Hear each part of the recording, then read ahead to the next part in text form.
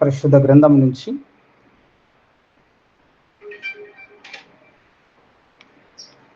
యోహాను సువార్త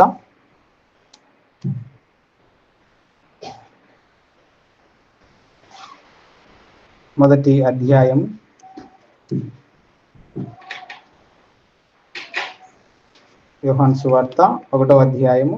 16-17 వచనములు దేవుని వాక్యం జ్ఞాపకం చేసుకో. ఆయన పరిపూర్ణతలో నుండి మనమందరము కృప వెంబడి కృపను పొందితివి. ధర్మశాస్త్రమును మోషే ద్వారా అనుగ్రహింపబడెను. కృపయు సత్యమును యేసుక్రీస్తు ద్వారా కలిగెను. చాలు తలలో ఉంచుకుందాం. చిన్న ప్రార్థన.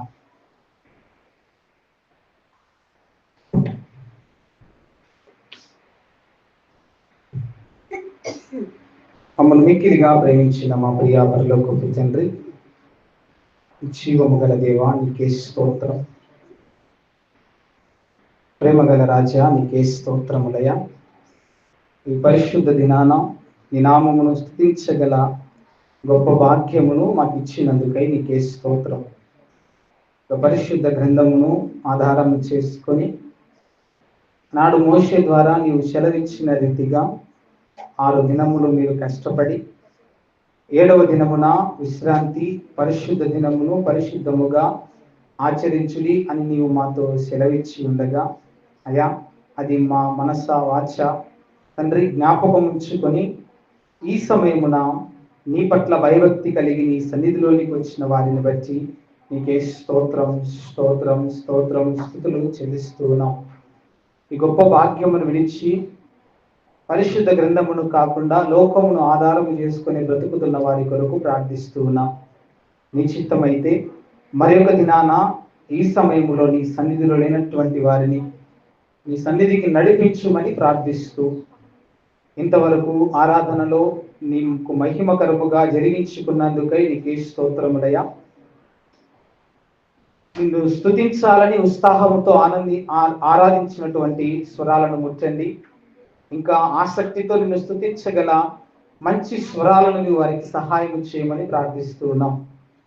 ఈ ముందున్న సమయమును మీకే అప్పచెప్పుకుంటూ మాతో మాట్లాడుతూ ఉండగా, అయ్యా మా క్రియలను సరి చేసుకునే గొప్ప భాగ్యమును మాకు అనుగ్రహించి నీవు మాత్రమే మహిమ పొందుమని యేసు నామములో అడిగి వేడుకొని పొంది ఉన్నాము తండ్రి, ఆమేన్.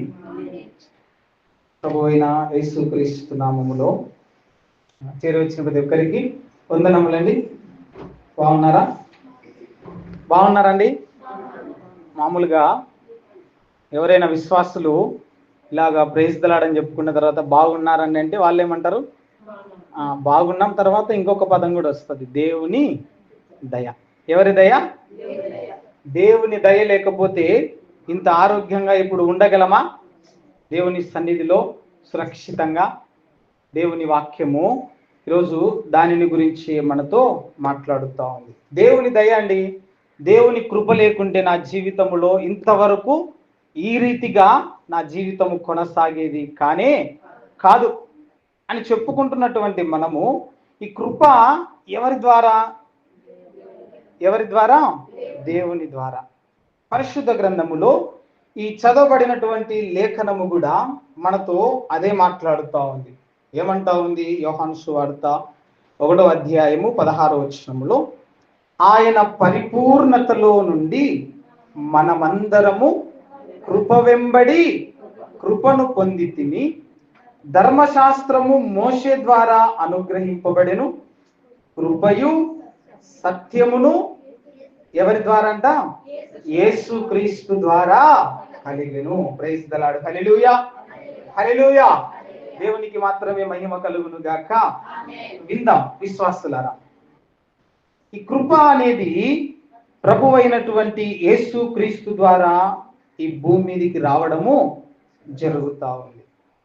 ఈ కృప మనకిచ్చుటలో ఆయన ఉద్దేశం ఏమై ఉంటది? ఆలోచన చేస్తున్నావా? పరిశుద్ధ గ్రంథములో నీలో ఉంచబడిన ఆ జీవము కంటే దేవుని దగ్గర నుంచి వచ్చే కృప ఎంతో ఉత్తమమైనది అని రాయబడింది. దేనికంటే? నీ కృప జీవము కంటే ఉత్తమమైనది. ఎందుకు జీవము కంటే కృపను దేవుడు అంత గొప్పగా, అంత ఉన్నతమైన స్థితిలో పెట్టడం జరుగుతూ ఉంది అంటే జ్ఞాపకం చేసుకున్నాం. ఒకసారి పరిశుద్ధ లేఖనం, ప్రభువైన యేసుక్రీస్తు వెంబడి ఆయన పరిచర్యలో భాగముగా ఉన్నటువంటి ఈ యోహాను గారు ఆయన అనుభవాన్ని పంచుకుంటా ఉన్నాడు. ఎలాగూ అంటే, మేము ఎక్కడో మా సొంత పనులు చేసుకుంటూ బ్రతుకుతున్నటువంటి మమ్ములను మా పట్ల ఎంతో ప్రేమ కలిగి తన పరిచర్యకు మమ్మల్ని పిలుచుకున్నటువంటి యేసుక్రీస్తు కృప మేము పొందుకోకపోతే ఇప్పుడు మీకు ఉచితంగా ఈ కృపావాక్యమును తెలియపరిచేవారము కానీ కాదు. ఏ కృపావాక్యం అంట ఇది? ఉచితమైన కృపావాక్యం. దీనికి నువ్వు ఏ విధమైనటువంటి వెల చెల్లించవలసిన అవసరం లేదు. అర్థమవుతుందా? ఈరోజు ఈ పరిశుద్ధ మందిరంలో నీవు కూర్చోవడానికంటే ముందు ఎంత సిద్ధపాటు కలిగి వచ్చింటావో, ఎంతగా నీవు ఉదయం నుంచి చక్కదిద్దుకొని కొన్ని పనులను చకచకా చేసుకొని నేను మందిరానికి వెళ్ళాలి, ఆయన వాక్యమును వినాలి, నా దేవుడు నాతో మాట్లాడతాడు, నా బ్రతుకును ఒక సరి అయిన మార్గంలోనికి వెళ్ళడానికి దేవుని యొక్క వాక్యము నాతో మాట్లాడడానికి ఈరోజు సిద్ధంగా ఉంది అని ఎంత సిద్ధపాటు కలిగి నీవు వచ్చింటావు. ఏమండి? ఆ సిద్ధపాటు అంతటిని కూడా ఎవరు చూస్తూ ఉంటారు? దేవుడు చూస్తూ ఉంటాడు. ఆ సిద్ధపాటును బట్టి, ఆ మంచి ఉత్తమమైన ఒక స్త్రీని బట్టి దేవుడు అంటాడు పరిశుద్ధ గ్రంథంలో, ఉత్తమమైన దానిని ఎన్నుకున్నటువంటి మరియా అని రాయబడింది. ఎవరంట? అయ్యా బోధకుడా, నా ఇంటిలో నేను ఒక్కదానినే పనంతా కూడా చేస్తా ఉన్నాను, నీ దగ్గర నా సహోదరి ఊరికే కూర్చుంది కదా, ఏం చేస్తుందంట? ఊరికే కూర్చుంది కదా, నాకు సహాయం చేయడానికి పంపిస్తావా అంటే ప్రభు యేసుక్రీస్తు ఏమంటున్నాడు? ఈ మరియా నేను చెప్పేటువంటి వాక్యమును వింటూ ఉత్తమమైన దానిని ఎన్నుకుంటా ఉంది. ఏం ఎన్నుకుంటా ఉందంట? వాక్యమును వినే ఉత్తమమైన కృప. వాక్యాన్ని విని ఆమె బ్రతుకును సరి చేసుకునే కృప. రాబోయే కాలంలో ఒక గొప్ప శ్రమ ఆమె కుటుంబంలోనికి వస్తుంది. తన సహోదరుడు మరణానికి అప్పగించబడతాడు. ఈ శ్రమను ఎదుర్కోవడానికి ఒక ఉత్తమమైన కృప. ఏమిటి ఆ ఉత్తమమైన కృప అంటే? దేవుని వాక్యమును వినడం. నీవేమో విస్తారమైనటువంటి ఆలోచనలు కలిగి ఉన్నావు. నీ సహోదరి ఉత్తమమైనటువంటి దానిని ఎన్నుకుంది. అదే దేవుని వాక్యమును విని ఉచితముగా వస్తున్నటువంటి దేవుని కృపను పొందుకోవడం. అదే కదా యోహాను సువార్త 1:17 కృప సత్యమును యేసుక్రీస్తు ద్వారా కలిగి ఉన్నది. ఇదంతా మనం అందరం ఎలాగ పొంది ఉన్నామంట? కృప వెంబడి కృప ఆయన పరిపూర్ణతలో పొంది ఉన్నాం. ఆ 3 రేకుల మధ్య ఆయన తన ప్రాణమును అర్పించడం ద్వారా పరిపూర్ణమైనటువంటి కృపను దేవుడు మనకిస్తున్నాడు. హల్లెలూయా! ఇది దేవుని వాక్యము. ఈ పరిపూర్ణమైనటువంటి దేవుని కృప మనకైతే ఉచితంగా వస్తుంది. మరి మనం పొందుకోవాలంటే మనలో కొన్ని లక్షణాలు ఉండాలి కదా. ఊరికి వస్తాయా? రావు కదా. ఏమిటి ఆ లక్షణము? పరిశుద్ధ గ్రంథంలో మనం జ్ఞాపకం చేసుకుంటే అక్కడే దేవుని వాక్యం సెలవిస్తూ ఉంది. రోమీయులకు రాసినటువంటి పత్రిక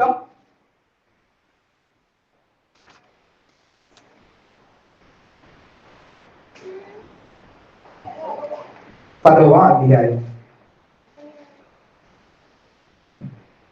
9-10 అదేమనగా యేసు ప్రభువని నీ నోటితో ఒప్పుకొని దేవుడు మృతులలో నుండి ఆయనను లేపెనని నీ హృదయమందు విశ్వసించిన ఎడల నీవు ఏం చేయబడతామంట? రక్షింపబడదు. ఈ రక్షణ అనేది మనకు రావాలన్నా కూడా అది కూడా దేవుని కృపే. ఈ ఈ రక్షణలోనికి మనం రావాలంటే ఒకటి చేయాలంట, ఒక పని చేయాలి. ఏమిటా పని? యేసు నిజమైనటువంటి ప్రభువు, ఆయనే ఈ లోకమును రక్షించడానికి వచ్చినటువంటి లోక రక్షకుడు అని ఎవరైతే నోటితో ఒప్పుకుంటారో, ఎవరైతే ఈయన మృతులలో నుండి మూడవ దినాన తిరిగి లేచి మహిమ శరీరమును దాల్చుకొని నశించిపోతున్నటువంటి ఆత్మలకు ఉచితంగా రక్షణ ఇచ్చినటువంటి దేవుడని ఎవరైతే విశ్వసిస్తారో వారికి ఈ ఉచిత కృప అనేటువంటి రక్షణ వస్తుంది. ఒప్పుకుంటున్నామా మన నోటితో ఈయన నిజమైనటువంటి యేసుక్రీస్తు ప్రభువు అని? ఒప్పుకుంటున్నామా? విశ్వసిస్తున్నామా? ఏమండి, విశ్వసిస్తున్నామా? దేవుని వాక్యము సెలవిస్తా ఉంది, విశ్వాసము వేరు, రెండు ఒకటే. విశ్వాసము విశ్వసించడం ఒకటే, క్రియలు. పొద్దున బాబు చెప్పినాడు అనుకుంటా, ఆ మాట గుర్తు చేయడం మంచిది మళ్ళా. అర్థమవుతుందా? విశ్వాసము అంటే దేవుని పరిశుద్ధ గ్రంథంలో సెలవిచ్చిన ప్రకారము ఒక తల్లి ఇంతవరకు చెప్పిన సహోదరి మౌనంగా ఉందంట, మౌనంగా ఉంది. 3 రోజులైనా మౌనంగానే ఉంది. యేసుక్రీస్తు ప్రభు ఆ సమాధి దగ్గరికి వచ్చినా ఈ ఇంటిలో పనులు చేసుకుంటున్నావా తొందరపడి, ఒకవేళ నువ్వు ఉండింటే నా తమ్ముడు చచ్చిపోయేవాడు, కానీ తొందరపడిన ఆమె అలా ఉంది, మౌనంగా ఉన్న ఆమె నమ్మింది కనుక లాజరు తిరిగి లేపబడిన తర్వాత దేవుని మహిమను ఆమె కుటుంబంలో చూడగలిగింది. ఇదే నీ విశ్వాసం. ఎప్పుడు ఈ విశ్వాసం వస్తుందంటే ఈయన నిజమైనటువంటి ప్రభువు, ఈయన రక్షణ ఇవ్వడానికి వచ్చినటువంటి లోక రక్షకుడు అని నీవు ఒప్పుకున్నప్పుడే నీ నోటితో ఆమె సంపూర్ణంగా పరిపూర్ణంగా నమ్మకాన్ని కలిగి ఉంది, విశ్వసించింది. ఒకవేళ నా దేవుడు వచ్చిన కూడా నా తమ్ముడిని ఈయన బ్రతికించగలడు. అందుకే ఆమె తంటా ఉన్నాడు, నీవు నమ్మినవనుకో దేవుని మహిమను ఖచ్చితంగా చూస్తావు. ఏం చేస్తే? నమ్మితే. నమ్మకపోతే నమ్మువానికి ఏమిటంట? సమస్తమును సాధ్యం. ఆ సాధ్యాన్ని ఆ మరియమ్మ ఆ రోజు చూపించేసింది. నేను నా రక్షకునిగా వచ్చినటువంటి యేసుక్రీస్తు పట్ల నేను నమ్మకంగా ఉన్నాననుకో, నా హృదయంలో ఏముందో ఆయన తెలుసు, దాన్ని ఆయన్ని సమస్తాన్ని సాధ్యపరచగలడు. అదే మహిమతో కూడిన కృపతో ఆ కుటుంబాన్ని దేవుడు ఆ రోజు నింపాడు. కారణము పూర్తిగా ఆయన మీద మాత్రమే ఆధారపడింది. ఈ మార్త లెక్క తొందరపడలేదు, విచారపడలేదు, వేదన చెందలేదు, అంగలార్పు లేదు. ఏం చేసిందంట? మౌనంగా నిరీక్షణతో ఎదురు చూస్తా ఉన్నట్టు. ఏవేవో లేవని, ఉన్న వాటిని, దేవుడిచ్చిన వాటిని మరిచి లేని వాటి కొరకు నువ్వు వేదన చెందితే అది దేవుని పట్ల విశ్వాసులకు తగిన క్రియ కాదు. దేవుని వాక్యం సెలవిస్తామని చదవబడిన లేఖనం ఒకసారి మనం మరలా జ్ఞాపకం చేసుకుంటే, ఎవరైతే వారి నోటితో ఒప్పుకుంటారు, ఎవరైతే తిరిగి లేపబడినటువంటి యేసుక్రీస్తు పట్ల వారి హృదయమునందు విశ్వసిస్తారో వారే రక్షింపబడతారు కదా. ఇంకొక మాట దీని గురించి ఇంకో చోట ఏమని రాయబడిందంటే, ఎఫెసీ పత్రికలో మనం జ్ఞాపకం చేసుకుంటే 2వ అధ్యాయం 8-9లో ఒక మాట దేవుని వాక్యం. ఎఫెసీ పత్రిక 2వ అధ్యాయం 8-9 వచ్చిన, మీరు విశ్వాసము ద్వారా కృపచేతనే రక్షింపబడి ఉన్నారు, ఇది మీ వలన కలిగినది కాదు, దేవుని వరమే, అది క్రియల వలన కలిగినది కాదు కనుక ఎవడును అతిశయపడు వీలు. దేని వలన కలగలేదంట? ఇది క్రియల వలన. ఏమిటి క్రియలు? ఏమిటి? రోజు ఒక దిన ప్రతిరోజు ఒక దినచర్య పెట్టుకొని ఉంటాను. క్రియలు ఎవరు చూడ్డానికి? లోకం చూడ్డానికి. ఎవరు చూడ్డానికి? లోకం చూడ్డానికి. కొన్ని లక్షణాలు పెట్టుకొని ఉంటావు. పొద్దున్నే లేస్తావు, పాటలు, రోడ్డు వెంబడి వెళ్తూ కూడా పాటలు పాడుతూ ఉంటావు. క్రియలు, తాత్కాలికమైనటువంటి క్రియలు, జీవము లేనటువంటి క్రియలు. విశ్వాసంలోనికి నడిపించబడినటువంటి క్రియలు, లోకమును మెప్పించే క్రియలు. హల్లెలూయా, హల్లెలూయా. అందుకే దేవుడు నీతో మాట్లాడుతా ఉన్నాడు. ఆ విధంగా నువ్వు ఉన్నావేమో. నీకు ఇవ్వబడుతున్న దేవుని వరముతో కూడిన ఈ కృప ఈ క్రియల వలన రాదు. దేని వలన వస్తుందంట? విశ్వాసము ద్వారా కృప చేతనే మీరు రక్షింపబడి. విశ్వసించాలి. నువ్వు విశ్వసించాలంటే మొట్టమొదటిగా ఏం చేయాలి? వినాలి. ఎబ్రీ పత్రికలు అంటా ఉన్నాడు, వినుట వలన విశ్వాసము కలుగును. మరి దేని వలన రాదు? నీకు తెలియకపోతే దానిని ఎలా నమ్ముతావు? ఒకటి తెలుసు, ఏది? విగ్రహారాధన తెలుసు. అక్కడికి వెళ్తే ఆ తాయిత్తి పట్టుకుంటే నాకు ఇది వస్తుందని వింటున్నావు, వెళ్తున్నావు, కానీ దాని ప్రతిఫలాన్ని ఇక్కడికి వెళ్తే అది అంటున్నావు, అక్కడికి వెళ్తున్నావు, పొందుకుంటున్నావా? జీవం లేని చోటెల్లా ఆరాటపడి పరిగెడతా ఉన్నావు, కానీ జీవం ఉన్న చోటికి రాలేకపోతా ఉన్నావు. దీనిని వినకుంటున్నావు. ఒకవేళ విన్నా హృదయమునందు విశ్వాసము కనుపరచలేకపోతా ఉన్నావు. హల్లెలూయా, హల్లెలూయా. దేవునికి మాత్రమే మహిమ కలుగును గాక. దేవుని వాక్యం చెప్తున్నటువంటి మాట మరలా నేను జ్ఞాపకం చేస్తాను. సువార్తలలో ఒక సన్నివేశం ఏమని జ్ఞాపకం చేస్తా ఉందంటే, నీరు లేని చోటల్లా పరిగెత్తుకొని ఒక చోటుకు వచ్చిందంట. ముందుగా ఆ ఇంటిలోనే ఉందంట. ఆ ఇంటిని విడిచిపెట్టి వెళ్ళిపోయి మరలా ఆ ఇంటి దగ్గరకు వస్తే ఆ ఇల్లు నీటుగా శుభ్రం చేయబడిందంట. ఎక్కడెక్కడి వస్తువులు అక్కడక్కడ అమర్చబడి ఉన్నాయంట. అప్పుడు మరలా వచ్చినటువంటి ఆ అపవాది అనుకుంటా ఉంది, ఈ ఇల్లు ఎవరూ లేకుండా ఖాళీగా ఉంది. బాగా కాదు, ఖాళీగా. బాగుంటుంది మనది కూడా. ఖాళీగా ఉంది, ప్రార్థన చేసుకుంటా ఉంది, విశ్వాసంలోనికి వస్తా ఉంది. ఈ వచ్చే క్రమంలో ఇల్లు ఏం చేయబడిందంట? ఖాళీగా ఉందంట. నీటుగా ఉంది, ఖాళీగా ఉంది, ఎవరు లేరు.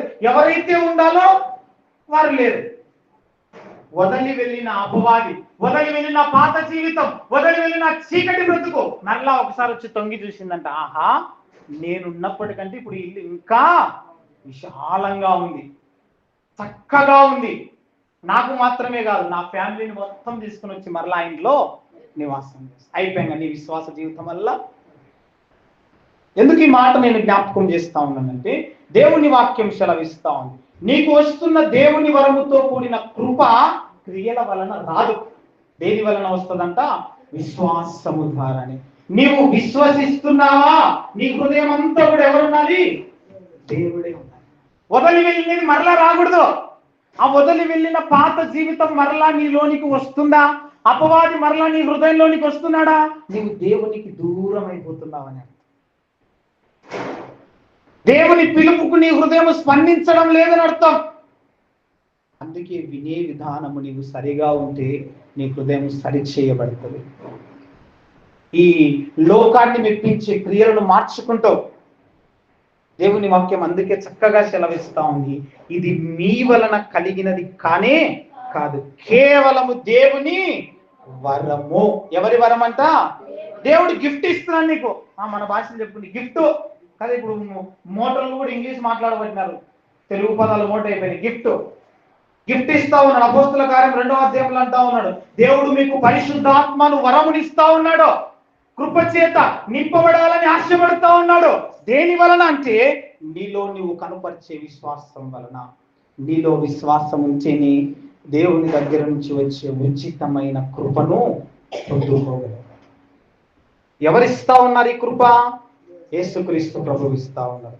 ఎవరికి ఇస్తున్నారు ఈ కృప అంటే, ఎవరైతే ఈ కుమారుని యందు విశ్వాసం ఉంచుతారో వారికే ఈ ఉచితమైన కృప, ఈ ఉచితమైన రక్షణ. విశ్వసించని వాని నిత్య నరకానికి వెళ్ళేస్తారు. చూద్దాం ఇంకొక మాట. పరిశుద్ధ గ్రంథంలో యాకోబు పత్రిక 4వ అధ్యాయం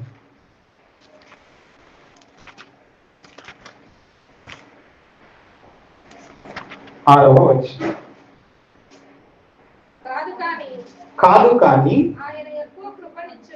ఆయన ఎక్కువ కృపనిచ్చును, అందుచేత దేవుడు అహంకారులను ఎదిరించి దీనులకు కృప అనుగ్రహించును అని లేఖనము చెప్పుచున్నది. ఎవరికంటే ఇక్కడ కృప? దీనులకు అంటే అర్థం ఏంటి? ఎవరైతే తగ్గింపు కలిగి ఉంటారో. బీదలు కదా మీ భాషన, బీదలు, దీనులు. దీనులు అంటే దండిగా అర్థం వస్తుంది, చెప్తే సమయం సరిపోదు. కానీ ఇప్పుడు చదవబడిన లేఖనం వరకు ధ్యానించుకుందాం. ఈ మాట అక్కడ యాకోబు జ్ఞాపకం చేయడానికి కారణం ఏమిటయ్యా అంటే, దేవుని యందు విశ్వాసములోనికి నడిపిస్తున్నటువంటి వారులారా, మీలో మీకే కొన్ని పోరాటాలు జరుగుతున్నాయంట. ఏం జరుగుతున్నాయి? ఒకసారి నిద్ర ఏం జరుగుతున్నాయి? మీలో మీకే పోరాటాలు. ఏమిటి ఆ పోరాటము? సంఘర్షణ బాగా జరుగుతుందంట. వేదనతో కూడిన సంఘర్షణ. కొన్నిసార్లేమో ఈ దేవుడు లేకపోతే నా బ్రతుకే లేదనుకుంటావు. కొన్నిసార్లేమో ఈ లోకం వరకు చూస్తాం, లోకములు ఉన్నటువంటి భోగవాక్యాలను చూస్తాం, భోగేచ్ఛలను చూస్తాం. దేవుని వాక్యం సెలవిస్తాం. యాకోబు పత్రిక 4వ అధ్యాయం 1 నుంచి 5 వచనాలు జ్ఞాపకం చేసుకుంటే, వ్యభిచారంతో బ్రతుకుతా ఉన్నావు, ఈ లోకమైనటువంటి దురాశల చేత ఈడవబడుతూ ఉన్నావు. ఒకసారి ఆలోచన చేయి. వీటన్నిటి ద్వారా నీవు కృపలోనికి నడిపించబడవు. నీలో జరుగుతున్నటువంటి ఆ జగడము తీసివేయాలంటే నీ హృదయమునందు విశ్వాసముతో నింపబడాలి. ఆ విశ్వాసమే నీకు ఏమిస్తామంట? దేవుని కృపనిస్తాం. దీనునిగా మార్చబడాలి దేవుని ఎదుట. తగ్గింపు క్రియను కనపరచాలి దేవుని ఎదుట. ఆ దీనత్వమే ఆ పాపపు బానిసత్వము నుంచి నిన్ను దేవుని దగ్గరికి నడిపిస్తుంది. ఆ దీనత్వమే దేవుని సన్నిధిలో ఉన్నటువంటి ఆ ఉచితమైన కృపా రక్షణను నిన్ను పొందుకునే విధంగా చేసేస్తుంది. హల్లెలూయా, హల్లెలూయా. దేవునికి మాత్రమే మహిమ కలుగును గాక. ఆమేన్. విందామండి విశ్వాసులారా, ఒకసారి ఆలోచన చేసుకుందాం. నేను నిజంగా విశ్వసిస్తున్నానా, లేకపోతే లోకమును మెప్పించాలని నా క్రియలు ఉన్నాయా? ఆలోచన చేసుకుందామా? దేవుని ప్రియమైనటువంటి కుమారులారా, కుమార్తెలారా, దేవుని పరిశుద్ధ గ్రంథం ఈరోజు మీతో మాట్లాడుతూ ఉండగా, యోహాను సువార్తలో కానీ, రోమా పత్రికలో కానీ, ఎఫెసీలో కానీ, యాకోబులో కానీ ఇంతవరకు మనము చదువుకున్నటువంటి 4 వచనాలు ఒకసారి నువ్వు ఆలోచన చేసుకుంటే, ఈ కృప అనున్నది ప్రభువైనటువంటి యేసుక్రీస్తు మనకు అనుగ్రహిస్తా ఉన్నాడు. ఎలాగో అనుగ్రహిస్తున్నాడు అంటే, ఈ కుమారుడైనటువంటి యేసుక్రీస్తు పట్ల ఎవరైతే విశ్వాసం ఉంచుతారో వారికి ఈ కృప వస్తుంది అంటా ఉన్నాడు. 3వదిగా దేవుని వాక్యం సెలవిస్తా ఉంది, క్రియల ద్వారా కృప అనేది రానే రాదు. కేవలము విశ్వాసము ద్వారానే కృప ఈ భూమి మీద ఉన్నటువంటి నరులకు అనుగ్రహించబడుతా ఉంది. ఆ కృప కూడా దేవుడిచ్చేటువంటి ఒక గిఫ్ట్ అని మాట్లాడుతా ఉంది. దేవుడిచ్చేటువంటి ఒక వరము అని మాట్లాడుతాం. ఈ వరాన్ని పొందుకున్న వారముగా ఉన్నామా? ఒకసారి ఆలోచించేద్దామా? ఎంతమంది పొందుకున్నారు ఈ వరం? ఎంతమంది అండి? మంచిది, ఒక ఆమె చేస్తాం. 2 పొందుకున్నారా? మరి మిగతా వాళ్ళు పొందుకోకపోవడానికి కారణం ఏంటి? ఏం లేదు మనలో, ఏం లేదండి, విశ్వాసం లేదు. సంపూర్ణమైన విశ్వాసం కదా. ఒక శతాధిపతి ప్రభు అయిన యేసుక్రీస్తు దగ్గరికి వచ్చి, అయ్యా నా కుమారుడు అని అడుగుతా ఉన్నాడు. ఆయన ఈరోజు బయలుదేరితే రేపటిది మధ్యాహ్నం కానీ ఆయన ఇంటికి వెళ్ళడు. ఈరోజు యేసుక్రీస్తు ప్రభు దగ్గరికి వచ్చి, అయ్యా నా కుమారుడు అని అడగానే యేసుక్రీస్తు ఏమంటా ఉన్నాడు? నీ కుమారుడు వెంటనే స్వస్థత పొందుకుంటాడు. వెళ్ళవయ్యా. ఏమైందో దేవుడు వెంటనే, ఇది సాధ్యమేనా? వెంటనే స్వస్థతలు అంటే జరిగే పనేనాది? దేవుడు నీ నోటి నుంచి వచ్చే మాట కంటే నీ హృదయములో ఉన్న విశ్వాసం పట్ల ఎక్కువ తన దృష్టిని ఉంచుతాడంట. హల్లెలూయా, హల్లెలూయా. ఎక్కడ? నీ హృదయము పట్ల తన కను దృష్టి ఎక్కువ. నీ నోటి నుంచి వచ్చే మాట పట్ల కాదు. దేవుడు ఏమంటావాడంటే, మనుషులు పై రూపమును మాత్రమే లక్ష్య పెట్టగలరు, కానీ జీవము కలిగిన దేవుడు నీ హృదయ అంతరంగమును. ఇంకొక మాట కూడా అంటా ఉన్నాడు దేవుడు, మనుష్యులు ఈ భూమి మీద ఉన్నటువంటి వారు మనుషులు పెట్టిన పద్ధతులను ఏం చేస్తా ఉన్నారంట? నేను ఇచ్చిన పద్ధతులు వారిలో లేవు. తన ఆ శతాధిపతి హృదయాన్ని దేవుడు పరిశీలన చేశాడు కనుకనే వెంటనే నీ కుమారుడు స్వస్థతనగానే ఆ గడియలోనేనంట. ఏమంట? ఆ గడియనంటే ఆ గంటలో వెంటనే. ఎంత గొప్ప కృపావరం అనుకోవాలని. ఎవరమైనా పొందుకున్నాము ఈ వరాన్ని ఇక్కడ? వెంటనే దేవుడు అంటా ఉన్నాడు. వెంటనే జరిగేటువంటి ఆ కృప నీకు కావాలంటే నీలో విశ్వాసము ఖచ్చితంగా ఉండాలి. విశ్వాసము లేకపోతే కృపను పొందుకోలేవు. ఇంతకీ కృప ఏం చేస్తుంది? మనం దేవుని కృప పొందుకుంటాం కదా. ఈ కృప పొందుకున్న తర్వాత ఆ కృప పనిచేయాలి కదా మనలో. ఎలా చేస్తుంది? ఏ విధంగా మనకు ఆ కృప ఉపయోగపడుతుంది అంటే పరిశుద్ధ గ్రంథంలో తీతుకు పత్రిక మనం జ్ఞాపకం చేసుకుంటే, తీతుకు పత్రికలో పౌలు జ్ఞాపకం చేస్తా ఉన్నాడు. ఈ కృప ఏం చేస్తుంది? తీతుకు పత్రిక 2వ అధ్యాయము 11-12 వచనాలు. ఏలయనగా సమస్త మనుష్యులకు రక్షణకరమైన దేవుని కృప ప్రత్యక్షమై, జాగ్రత్తగా వినం, మనము భక్తిహీనతను ఇహలోక సంబంధమైన దురాశలను విసర్జించి శుభప్రదమైన నిరీక్షణ నిమిత్తము అనగా మహాదేవుడును మన రక్షకుడునైన యేసుక్రీస్తు మహిమ యొక్క ప్రత్యక్షత కొరకు ఎదురు చూచుచు ఈ లోకములో స్వబుద్ధితోను నీతితోను భక్తితోను బ్రతుకుచుండవలనని మనకు బోధించుచున్నది. ఆయన సమస్తమైన దుర్నీతి నుండి మనలను విమోచించి సత్క్రియల యందు ఆసక్తి గల ప్రజలను తన కోసరము పవిత్రపరుచుకొని తన సొత్తుగా చేసుకొనుటకు తన్ను తానే మన కొరకు అర్పించుకొనెను. Praise the Lord. హల్లెలూయా, హల్లెలూయా. ఒక్కరికని రాయబడిందా? కేవలము ఈ సిఎస్ఐ సంఘము లేకపోతే క్రైస్తవులకని మాత్రమే రాయబడిందా? లేదు. ఏమంటా ఉంది ఇక్కడ? సమస్త మనుషులకు రక్షణకరమైన దేవుని కృప ప్రత్యక్షమై, ఆ కృప ఏం చేస్తా ఉందంటే ఇహలోక సంబంధమైన వాటన్నిటిని విడిచిపెట్టే మార్గాన్ని నీకు తెలియజేస్తా ఉంది. నీలో ఉన్న భక్తిహీనతను తీసివేసి ఒక పూర్తి విశ్వాసునిగా మార్చడానికి అది నీకు సహాయం చేస్తా ఉంది. ఒక సన్మార్గములు నడిపించడానికి, నీతికరమైన మార్గములు నీకు తెలియజేస్తా ఉంది. విశ్వాసకరమైన బ్రతుకును బ్రతికే విధానాన్ని నీకు నేర్పిస్తుంది ఆ కృప. మరి ఇంతవరకు ఆ కృపను పొందుకోలేక నిర్లక్ష్యం చేస్తా ఉన్నాం. మరి మనము మంచి దాసులుగా ఉన్నామా, బలహీన దాసులుగా ఉన్నామా? హల్లెలూయా, హల్లెలూయా. జాగ్రత్తగా విన్నాం. ఏం చేస్తా ఉంది? ఒకటి భక్తిహీనత, ఇహలోక సంబంధమైన దురాశలను నీవు ఎలా విసర్జించి బ్రతకాలో శుభప్రదమైన నిరీక్షణ నీకు నేర్పిస్తా. మంచి నిరీక్షణ, నా దేవుడి రాకడ కొరకు నిరీక్షణ. అయ్యా, నేను ఇప్పుడు సంపూర్ణంగా సిద్ధంగా ఉన్నానయ్యా, నువ్వు ఎప్పుడు వచ్చినా కూడా నీతో పాటు నేను పరలోకానికి రావడానికి. ఈ నమ్మకాన్ని ఆ కృప నీకు బోధిస్తుందంట. ఏ నమ్మకాన్ని?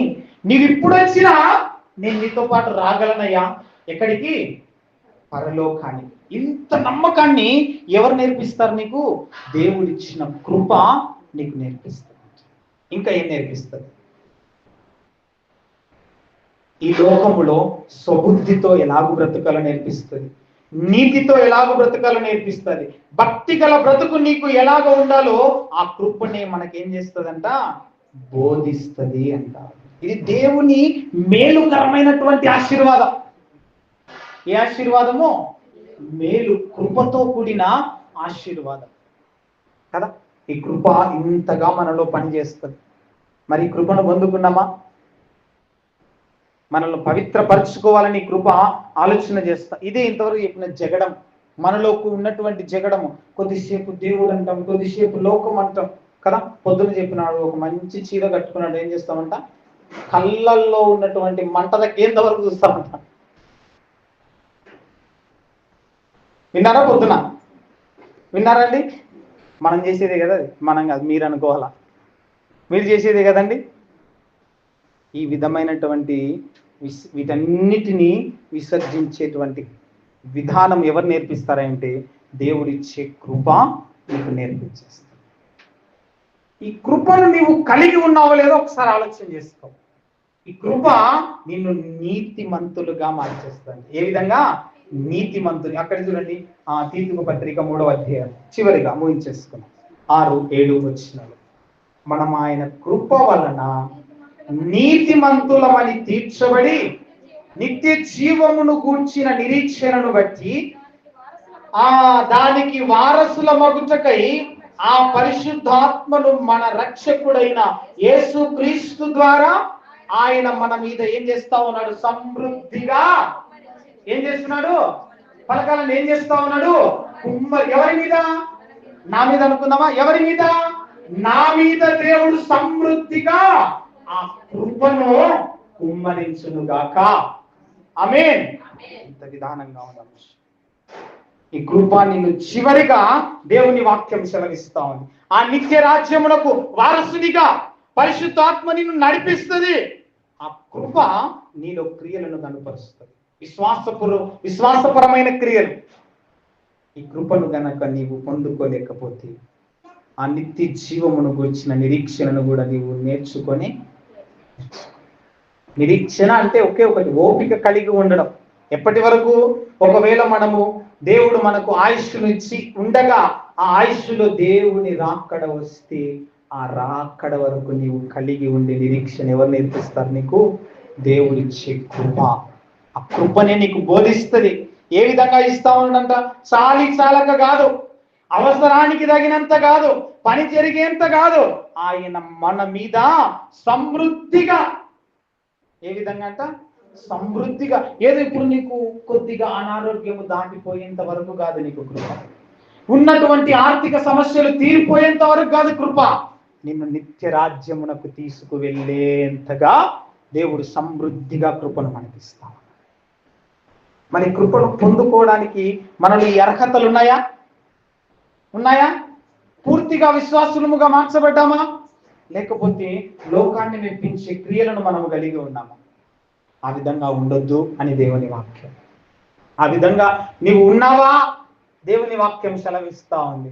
ఖచ్చితంగా ఎక్కడ ఉంటామంట? మనము విత్తనములు గురించినటువంటి ఉపమానము ప్రభు అయిన యేసుక్రీస్తు చెప్పాడు. ఎక్కడెక్కడ?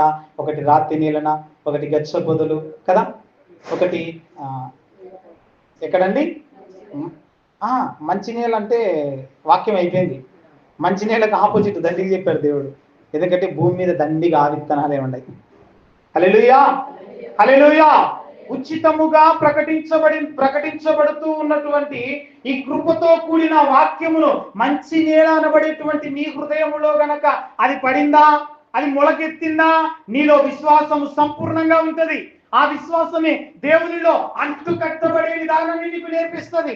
దేవుణ్ణి అంటుకట్టబడి గనక నీవు బ్రతికితే, దేవుని వాక్యము హెజ్కేలు గ్రంథంలో సెలవిస్తా ఉన్నాడు. వాడు వాన లేకపోయినా, వర్షము లేకపోయినా, కొన్ని సంవత్సరాలు నీరు లేకపోయినా, ఏటు ఒడ్డున నాటబడినటువంటి ఒక పచ్చని చెట్టు వలె వాని విశ్వాసపు వేర్లు తన్నబడినటువంటి వేర్ల వలె ఒక బలమైనటువంటి విశ్వాసపు వేర్లు కలిగి ఉంటాడు.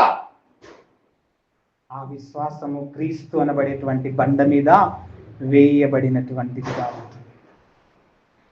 ఈ విశ్వాసమే, ఆ కృపనే నిన్ను నిత్య రాజ్యమునకు వెళ్ళేంత వరకు నిరీక్షణను నీకు నేర్పిస్తుంది. ఆ నిరీక్షణను నీవు కలిగి ఉండాలని దేవుడు మన మీద ఏం చేస్తాం కనుక సమృద్ధిగా తన కృపను కుమరిస్తాం. మరి మనం పొందుకుంటున్నామా? అసలు ఈ కృపను పొందుకోవడమే అర్హతలు మనలో ఉన్నాయా? పాత నిబంధన గ్రంథంలో ఒక మాట అంటాడు. అసలు ఆ తండ్రి, అబ్బా అనేటువంటి ఏమంటారంటే అధికారం కూడా మనకు లేదంట. ఏమంట? ఆయనను పిలిచే అధికారము కూడా లేనటువంటి వారము. ఆయన 3 బ్రేకుల మధ్య తన ప్రాణమును అర్పించి ఆ గొప్ప అధికారాన్ని దేవుడు మనకి ఇచ్చారంట. అబ్బా, తండ్రి అని మొరపెట్టేటువంటి గొప్ప కృప. లేకుంటే ఆయన పేరు పిలిచే అధికారం కూడా లేదండి. ఉందంటారా? లేదండి దేవుని వాక్యం. అందుకేనేమన్నాడు, నీవు నన్ను అంటకు మరియా, నేను ఎక్కడికి వెళ్ళాలి? ఎక్కడికి? ఇప్పుడు అంతటి ఇది మహిమతో కూడిన దేహము. ఈ మహిమతో కూడినటువంటి దేహము లోకములో ఉన్నటువంటి వారికి తగదు. అంతే కదా? ఎవరైతే నా యందు విశ్వాసం ఉంచుతాడో అటువంటి వారికి మహిమతో కూడిన జీవితం. వినండి, దేవుని వాక్యం అంటా ఉన్నాడు చివరిగా, నా యందు విశ్వాసం ఉంచి ఒకవేళ వాడు చనిపోయాడా మరలా తిరిగి లేపబడతాడు. ఆయనే ఉదాహరణగా లాజరును మనకు చూపిస్తా ఉన్నాడు. ఎన్ని దినాలు ఏం చేయబడ్డాడు?